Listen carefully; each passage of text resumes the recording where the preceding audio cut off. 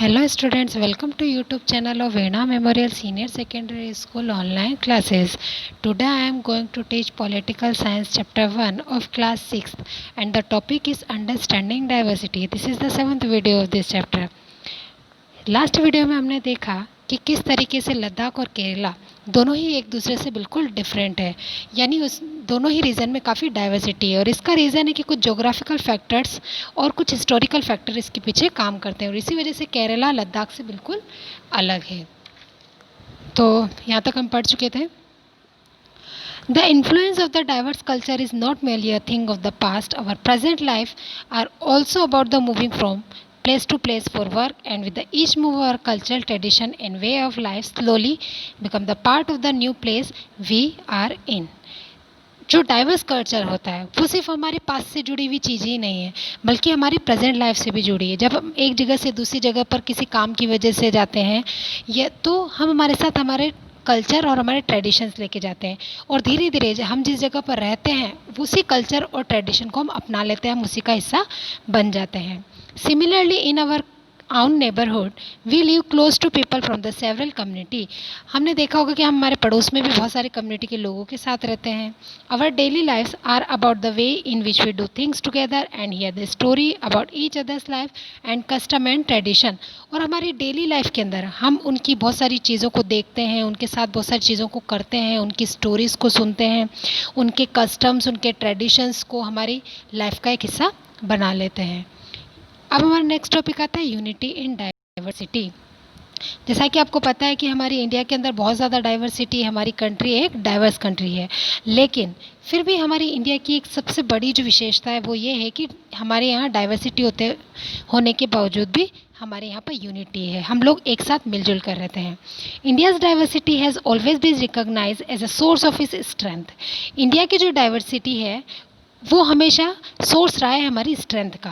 When the British rule India women and the men from the different cultural religious and the regional backgrounds came together to oppose them. जब British rule करते थे India पर तब ladies gents different different culture के, different different religions के और different different regional background के सभी लोग साथ आए और उन्होंने अंग्रेज़ों का विरोध किया, उन्हें अपोज किया। India's freedom movement had thousand of the people of different background in it. अगर इंडिया के हम फ्रीडम मूवमेंट की बात करें तो हज़ारों लोग इसके अंदर शामिल थे जो कि डिफरेंट डिफरेंट बैकग्राउंड से बिलोंग करते थे। They work together to decide the joint action, they went to jail together and they found different ways to oppose the British. सभी लोग साथ साथ जेल गए, साथ जॉइंटली उन्होंने सारे एक्शंस किए, ब्रिटिश को अपोज किया और बहुत सारे ऐसे तरीके थे जिसने उन्होंने साथ में मिलजुल कर और ब्रिटिश को अपोज किया। Interestingly the British thought that they could divide the Indians because they were so different then continue to rule them। और सबसे इंटरेस्टिंग बात यह है कि ब्रिटिश को ऐसा लगता था कि जो इंडियंस हैं वो काफ़ी डाइवर्स है, इसलिए उनको आसानी से डिवाइड किया जा सकता है। जैसे कि हमने सुना है कि जो ब्रिटिश थे वो डिवाइड एंड रूल की पॉलिसी अपनाते थे क्योंकि उन्हें पता था इंडिया के अंदर डिफरेंट डिफरेंट कम्युनिटी के लोग रहते हैं तो उन्हें आपस में लड़ाया जा सकता है। But the people showed how they could different and yet be united in the other battle against the British. लेकिन इंडियंस ने ये साबित कर दिया कि एक दूसरे से अलग होने के बावजूद भी वो लोग यूनाइटेड हैं और ब्रिटिश के अगेंस्ट वो बैटल करते रहेंगे और उनके अगेंस्ट वो हमेशा यूनाइटेड ही हैं। और इसीलिए एक सॉन्ग बनाया गया था जो कि यहाँ पर आपको दिया हुआ है, ये आप खुद से पढ़ सकते हैं। दिस सॉन्ग वॉज संग after the Jallianwala Bagh massacre in the Amritsar in which a British general open the fire on a large group of the unarmoured peaceful people, killed many, bounded even more.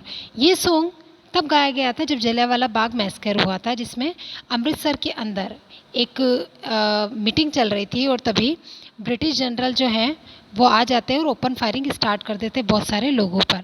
और उस पीसफुल मीटिंग में कई सारे लोग थे जो मारे जाते हैं और कई घायल हो जाते हैं। Men and women, Hindu, Sikhs and the Muslim, rich and poor had gather to protest against the British. वहाँ पर लेडीज़ भी थी, जेंट्स भी थे, जिसमें हिंदू, सिख, मुस्लिम, कुछ रिच कुछ पुअर, यानी सभी रिलीजन के और सभी बैकग्राउंड के लोग वहाँ इकट्ठे हुए थे और ब्रिटिश के अगेंस्ट प्रोटेस्ट कर रहे थे।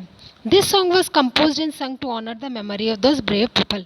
और ये जो जलियांवाला बाग का इंसिडेंट हुआ था तो उसके बाद इस सॉन्ग को कंपोज किया गया उन लोगों के ऑनर में, यानी उनको याद करने के लिए, उनकी जो बहादुरी थी उसको याद करने के लिए ये सॉन्ग कंपोज किया गया। Some songs Songs and symbols that emerged during the freedom struggle serve as a constant reminder of our country's rich tradition और respect for diversity. जो songs और symbols emerge हुए थे freedom struggle के time, वो remind कराते थे हमारी कंट्री के रिच ट्रेडिशन को और हमारी जो डाइवर्सिटी उसकी रिस्पेक्ट को. Did you know the story of the Indian flag? क्या आपको इंडिया का जो फ्लैग है उसकी स्टोरी पता है? It was use a symbol of the protest against the British by the people everywhere. जो हमारा फ्लैग है उसको ब्रिटिश जो गवर्नमेंट थी उसके अगेंस्ट, यानी उनके अगेंस्ट जाने का एक सिंबल था. सभी जगह लोग इंडियन फ्लैग का यूज़ कर रहे थे ये दिखाने के लिए हम ब्रिटिश के अगेंस्ट है. In his book The Discovery of India, Jawaharlal Nehru says that Indian unity is not something imposed from the outside but rather it was something deeper within its fold. The widest tolerance of the belief custom was practiced and the every variety acknowledged and even encouraged. Jawaharlal Nehru ने एक book लिखी थी the discovery of India. उसमें उन्होंने बताया कि India की जो यूनिटी है उसके बारे में उन्होंने बताया कि इंडिया की जो यूनिटी है उससे बाहर से इम्पोज नहीं किया जा सकता, यानी वो बाहर से इम्पोज की गई कोई चीज़ नहीं है, वो एक डीप चीज़ है जो हमारे अंदर है. और यूनिटी का मतलब होता है टॉलरेंस. अगर आप सभी तरह के बिलीव्स कस्टम्स को आप टॉलरेट कर रहे हो, आप उनको प्रैक्टिस कर रहे हो, हर तरह के नॉलेज को आप इनकरेज कर रहे हो, तो दैट मीन्स वो यूनिटी है. और यूनिटी बाहर की चीज़ नहीं बल्कि हमारे अंदर की है.